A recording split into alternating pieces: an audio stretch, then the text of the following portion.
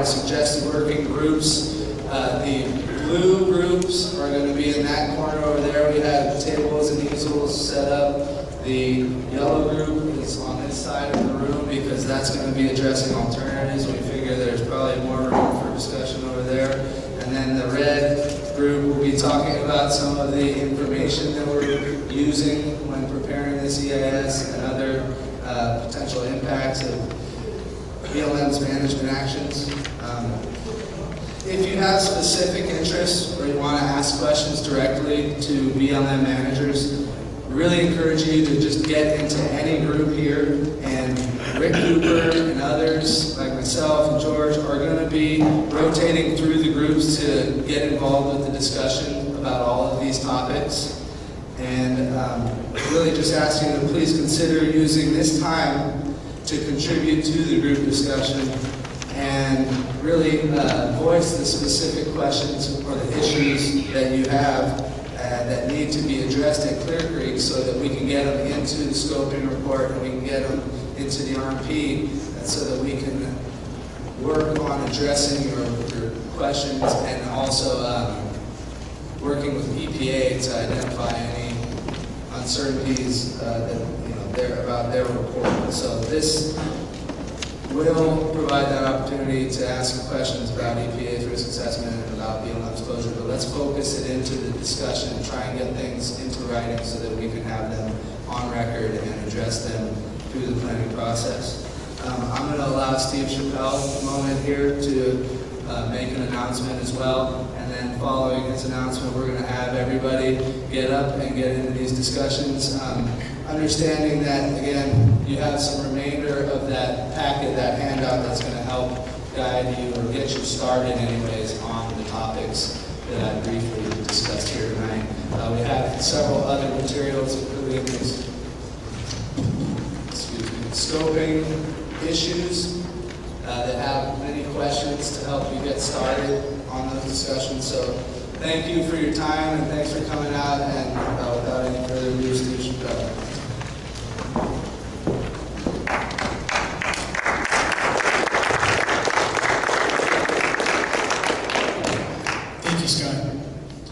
Most of you know me, some of you that don't know Poppy. I also report on a number of the forums as well throughout the Bay Area and the state in regards to OHV issues.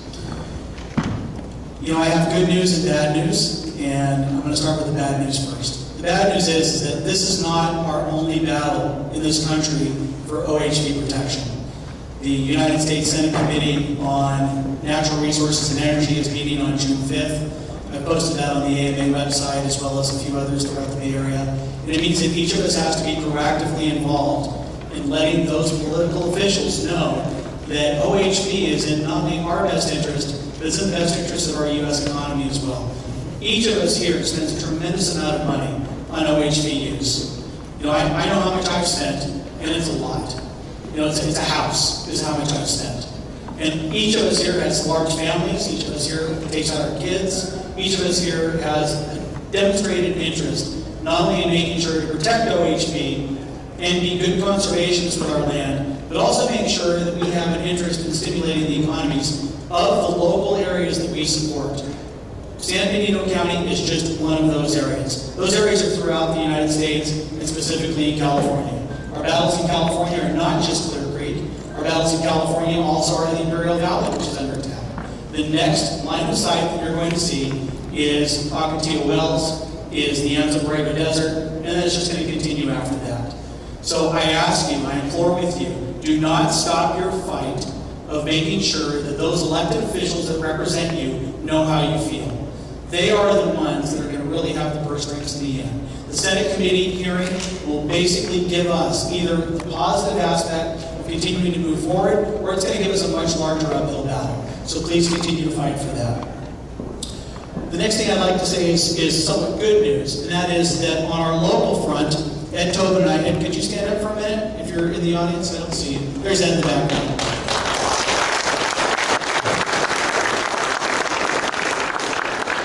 Ed has been a lifelong supporter of helping Clear Creek and really deserves a lot of respect and admiration. He has a tremendous tremendous amount of admiration for me. I could not do my job as a political activist if I didn't have the information that I could get from Ed and many of the others, especially most of you in this room that feed me information on a daily basis. Ed and I had the privilege of going to the San Benito County Board of Supervisors meeting on the 13th. Unfortunately, and again, part of the bad news is that Ed and I were the only ones from the OHV community representing all of you here. All of you have the opportunity to go to that, and all of you have the opportunity to go to any public meeting, including the scoping meeting tonight. It's tonight and also Wednesday, I believe? Wednesday in San Jose. To go to that as well, bring as many people from our community as possible to make sure that their input is put into the scoping process. No one's voice should be left behind. We all have the opportunity to speak. Getting back to the San Benito County Board of Supervisors meeting, if you guys don't know what happened, basically the San Benito County Supervisors were tasked with either passing an immediate ordinance to shut down all access into Clear Creek by the county roads. Now there's about 8 roads that go into the Clear Creek management area. And when we went into it, Ed and I didn't have a very good feeling that it was going to turn out well. But we were actually kind of lucky because through our arguments, we were able to persuade at least 2 of the supervisors, and that was Supervisor Don Marcos and Supervisor Anthony Botello. The other 2 supervisors that were for closing the county roads were Brad Monaco and Pat Lowy. The swing vote went to Jaime De La Cruz in the middle. I thought for a minute we were going to actually grab him, but he swung towards closing the roads. Again, this is a process that you guys are all involved in. Most of you live here in San Benito County. You guys vote for these people. You should vote for the people that support our cause, not for the people that are continuously against us. Okay, tonight, this is a positive experience because we're going to try to be proactive in tonight's meeting with our public comments. And our public comments are, as Sky said, to be reviewed by the BLM in the scoping process. And they're going to basically condense like questions with like questions or like solutions with like solutions. So there's not 1,000 voices all saying the same thing. Basically, we're all trying to look for the same results, but it's our opportunity to make sure that we are proactive. It's our opportunity to make sure that they hear our voice. Do not leave without filling out one of these. Do not leave tonight thinking that this is the end of the road. Get everyone involved that you know to go to the meeting. Get everyone that you know to respond to this form before the deadline. The BLM will have it available by a PDF. The one that was available today was actually dated for a closure of December 17th. That's what was on the site for us just to take a look at. But I believe that they're going to post up another form pretty soon so that it is valid for our closure date. So make sure that you get this form in everyone's hand possible that has input about Clear Creek management area. Okay, the last thing that I want to say about tonight's process is that because it is a proactive process, I posted on several of the sites some of the ideas that I've heard from about 1,000 or so members within the OHV community about how we could give the BLM our input about keeping it open for all of us. And some of those ideas are enumerated, but I want to just give you just a couple so that your takeaway when you go to the tables is a little bit stronger and what you want to voice is our opinion and being proactive. One of those items is during the temporary closure period, making sure that the BLM is also immediately proactive in helping us work towards getting to a positive RFP.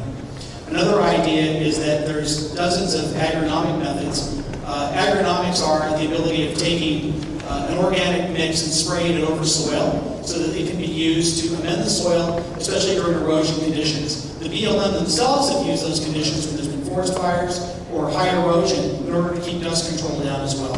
Another idea is limiting riding population days. Another idea we've talked about is indemnification of risk. We all know there's asbestos. We can work on maybe an indemnification of risk document as well.